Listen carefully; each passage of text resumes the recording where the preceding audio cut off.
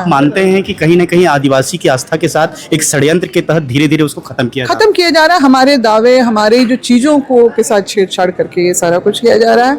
जो ये हमारे आस्था जो का केंद्र बिंदु है, ये सिरम टोली का सरना स्थल जो एक विरासत की जगह है। वैसे तो प्रदेश अनरेस्ट की ओर बढ़ रहा है, हमें रहते मेरे ख्याल से संभाल लेना चाहिए। इतना हम लोगों ने बड़े अरमान से जिस सरकार को हमने गद्दी पे बिठाया और हमने सोचा कि हमें हमारी चीज़ों को संरक्षण मिलेगा, हमारी व्यवस्थाओं को संरक्षण मिलेगा, तो उस बात को गंभीरता से समझे। सत्ता में बैठे हैं, अभी बहुत अच्छा अवसर है इनके पास में, हर चीज़ों को गंभीरतापूर्वक, सुंदरतापूर्वक, ठोस तरीके से उसका निराकरण उठाएं, जरूर होगा।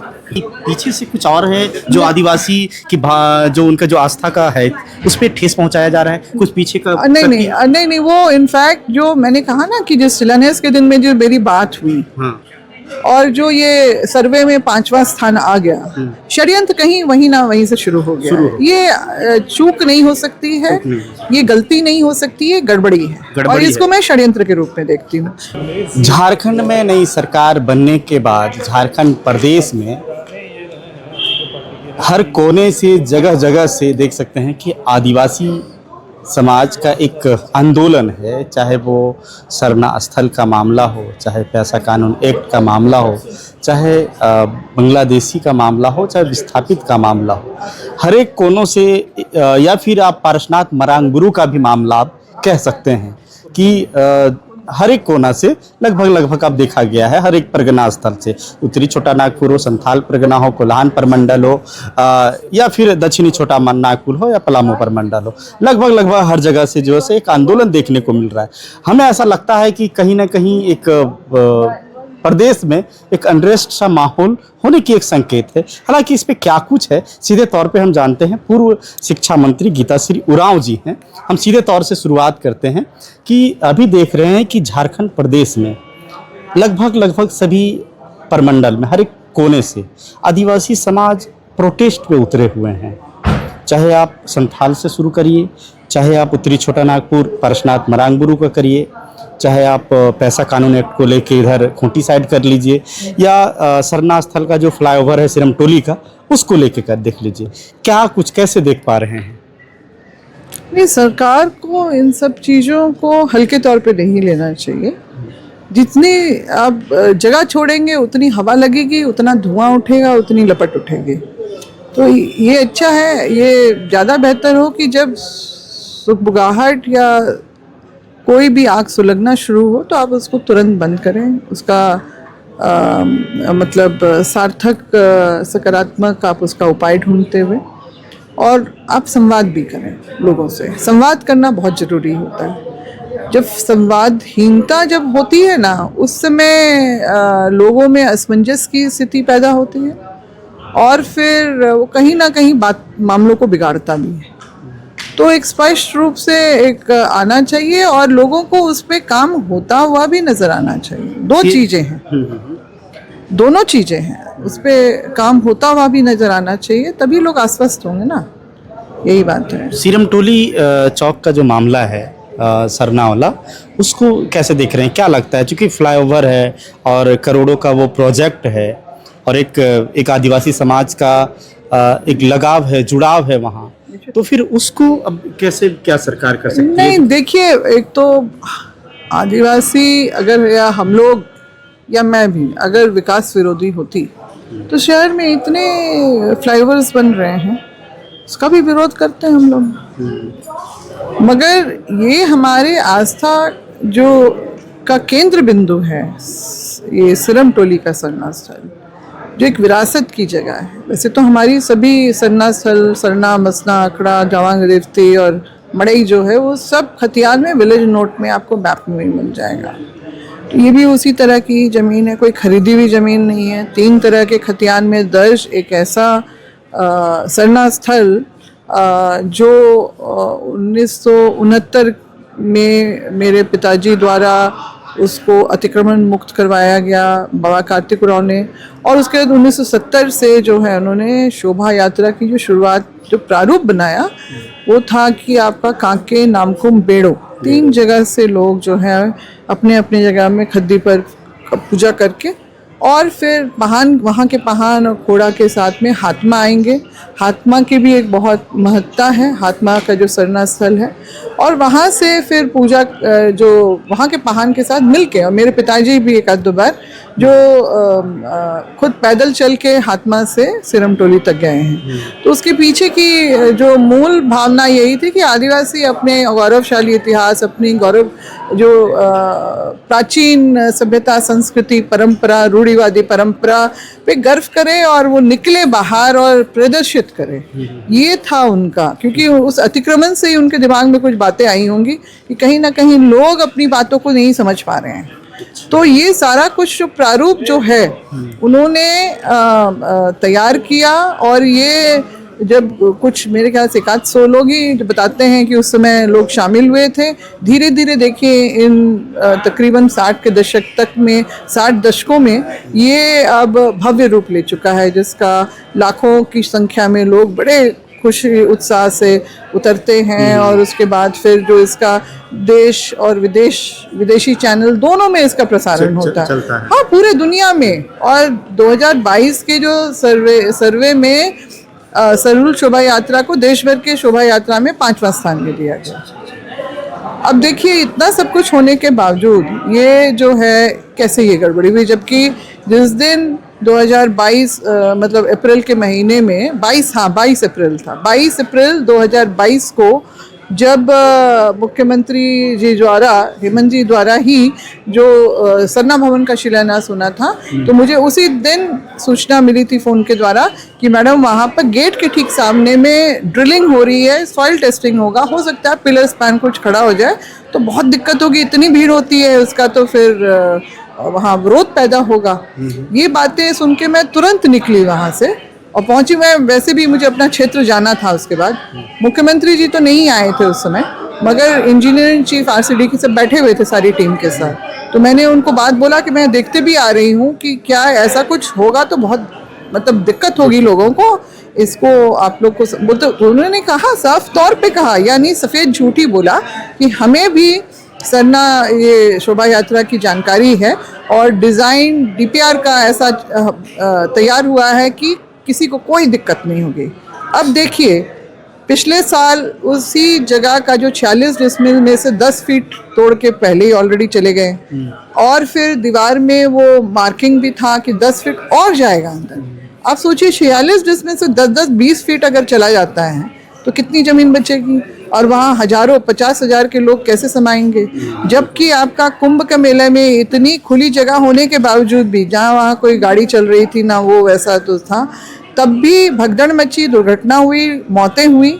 तो हम समझ सकते हैं इतने सकरे जगह में जो रैंप जिस तरह से उतार दिया गया है, तो निश्चित रूप से जो लोग 11-12 बजे तक जो मतलब संचालन करता है वहाँ पर सिरमटोली के, जो उस दिन की व्यवस्था देखते हैं, उन्होंने मुझे बताया कि 11-12 बजे तक लोग भूखे प्यासे, वैसे श्रद्धालु भी रहते हैं हजारों की संख्या में, जिनका ये रहता है कि अपने यहाँ से चले तो सिरमटोली में भी वहाँ पर भी जल ढालेंगे, तभी वो अपनी पूजा को सार्थक मानते हैं।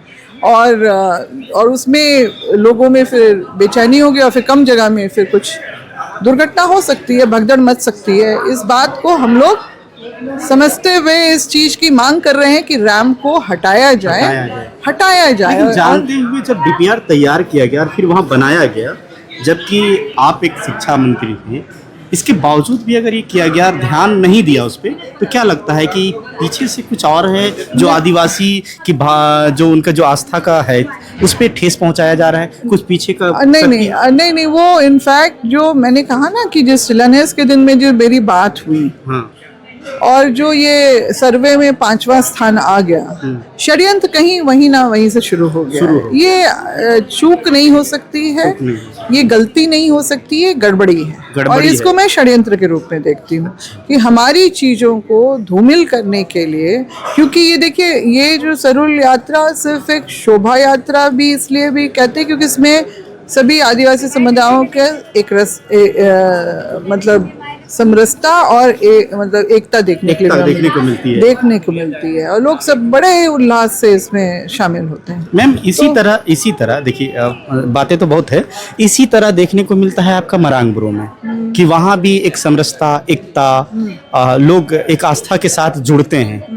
तो वहाँ भी नहीं लगता है कि आपको कहीं ना कहीं पीछे की वहाँ पर भी सीधा अतिक्रमण की बात तो है ही कि जो देखिए हमारी तो इस जो भूभाग में हमारी आदिवासी परंपरा संस्कृति का जो भी अनुसूचित क्षेत्र जो अंग्रेजों ने भी चिन्हित कर दिया था, आपके गवर्नमेंट ऑफ इंडिया एक्ट 1918 फिर 1935 में उन्होंने कहा था कि देश में चलने वाला कोई भी दूसरा कानून यहाँ पर लागू नहीं होगा। स्वशासन की बात थी यहाँ पर, क्योंकि वो भी समझ गए थे कि ये कुछ कर लो, ये लोग अपने हिसाब से ही चलेंगे, हमारा तो उससे ना समझौता करेंगे ना कुछ करेंगे। इसलिए 3 बड़े कानून भी लेके आए। 1911 का एक गजट भी है जिसमें मरांगबुरो का जिक्र है। हाँ बिल्कुल बिल्कुल, वो भी है। तो ये सारी चीज़ों को वो समझ रहे थे और उन्होंने भी देखा कि मतलब किनका पहला दावा बनता है, कौन मतलब जाहिर है पहले आदिवासी वहीं पर उस भूभाग में रहे हमेशा से ही, उनकी ही परंपराएं और प्राचीन काल से चली आई। और फिर कोई बोले कि हमारा फलाना तीर्थंकर ने उन्होंने आके यहाँ दे तैयार दिया तो हमारा ही इसमें बनता है, ये सब है। फिर वो गाइड करना शुरू हुआ कि मतलब ऐसा नहीं होना चाहिए, वैसा नहीं होना चाहिए। तो हमारी सभ्यता संस्कृति में तो है ही, बलि चढ़ना ही चढ़ना है, चाहे वो संथाल हो या उरांव हो या मुंडा हो, सब में हमारे में तो बलि प्रथा है ही। या मुर्गा चुगाएं, अब तो मुर्गा चुगाते, पहले बलि बकरे का ही बलि होता था, अब तो मुर्गा चुगाया जाता। उसमें भी बड़ा तरीका है। रंगवा होता है, रंगवा किसी और चीज के लिए, वो आपके जो बुरी आत्माओं को दूर भगाने के लिए, फिर पूजा के लिए जो सात्विक मानते हैं सफ़ेद वाला, इस तरह की चीज़ें बड़े तरीके से हमारा चलता आ रहा है। अब उसको आप बोलिएगा, धत्ता बताइएगा और बोलिएगा कि नहीं ये सब नहीं यहाँ पर हो सकता है, तो ये कहीं ना कहीं हमारी चीज़ों पे अतिक्रमण है। आप मानते हैं कि कहीं ना कहीं आदिवासी की आस्था के साथ एक षड्यंत्र के तहत धीरे धीरे उसको खत्म किया जा रहा है। हमारे दावे, हमारे जो चीज़ों को के साथ छेड़छाड़ करके ये सारा कुछ किया जा रहा है। जो लोग बहुत ही इसको नापसंद कर रहे हैं, नाराज हैं, और यहाँ पर तो हम लोग हुआ ही है। सब जगह से हम लोगों को बंदी हुई जो 22 तारीख की, दूसरे जिलों से भी आया, संथाल समाज से भी आया हमें समर्थन, सभी लोग देख रहे हैं ना। तो फिर वो भी अपने आप से भी कनेक्ट कर रहे हैं, कहीं ना कहीं कनेक्ट कर रहे हैं लोग। तो फिर एक आपका खूंटी में पैसा एक्ट को लेके वहाँ भी देख रहे हैं कि माहौल थोड़ा सा अब अनरेस्ट होता जा रहा है। हाँ वो तो हुआ, अभी सब मांगे हैं कि पूर्ण रूपेण वो हो, या JPRA 2001 का नियमावली के हिसाब से ना हो, उसमें काफ़ी हेर फेर बदल किया गया है। ये सारी बातें चल रही है, मेरे ख्याल से इसमें सही तरीके से बैठ के डिस्कशन होने की ज़रूरत है। क्या करते हैं 96 का या 2001 JPRA? देखिए 96 का तो मैंने उसको भी देखा है, इसको भी देखा है। तो इसमें JPRA 2001 में एक बहुत बड़ी कमी हमने ये देखी कि पेसा एक्ट जिसके आधार पे आपने ये नियमावली भी तैयार की, आपने एक जगह भी उसका जिक्र नहीं किया। पेसा एक्ट जो है आपका 1996 का, आपका एक जगह भी जिक्र नहीं है कि आप उसका रेफरेंस भी नहीं ले रहे हैं और आप नए तरीके से अपना जो कर रहे हैं। क्योंकि मैंने छत्तीसगढ़ का भी देखा है, तो उन्होंने भी जो है उसमें उन सब बातों को समाहित तो इन लोग ने भी किया है, मगर बड़े ट्विस्ट के साथ किया है। उसी का थोड़ा सा है मतभेद हो गया है लोगों में, 2 पार्टी बन गई है।